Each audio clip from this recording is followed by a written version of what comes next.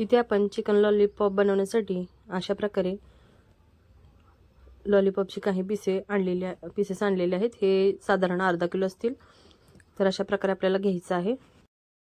आता आपण याला मॅरिनेट करण्यासाठी ठेवून द्या। त्यासाठी मिरची, आले व लसूण यांचं मी असं जडसर वाटण केलेलं आहे, त्यामध्ये घालायचे। त्याचबरोबर इथं चिकन 65 फ्रायचा जो मसाला आहे तो इथे आपल्याला यामध्ये ॲड करायचा आहे।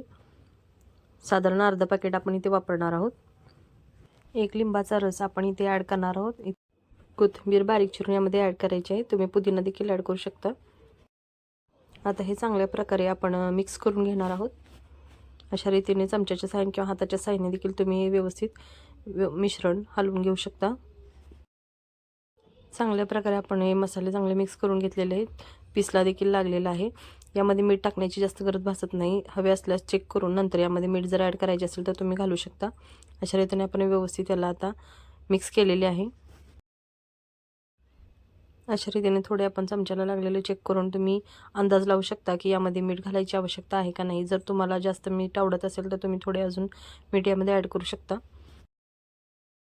मसाल्यांमध्ये मीठ असते पण थोडे भाजल्या गेल्यानंतर कमी होते, म्हणून मी थोडेसे मीठ यावरून घालत आहे। सर्व व्यवस्थित मिक्स केल्यानंतर यावर एक ताट झाकून याला आपण मॅरिनेट करण्यासाठी साधारण अर्धा तासासाठी ठेवून देणार आहोत। अर्ध्या तासानंतर आपल्याला अशा प्रकारे टोमॅटो, कांदा, तेल, जिरेपूड, धनेपूड, लाल तिखट घालून आपल्याला अशा प्रकारे मसाले भाजून घ्यायचे आहेत। त्यामध्ये लाल तिखट देखील आपण घातलेले आहे। कलरसाठी मिरची पावडर देखील घालू शकता। व त्यानंतर आपल्याला मॅरिनेट केलेले चिकन लेग पीस असतील किंवा लॉलीपॉप पीस असतील ते तळून नंतर यामध्ये आपण इथे सोया सॉस घातलेला आहे व तळलेले आपले पीसेस यामध्ये आपण ॲड करून देणार आहोत।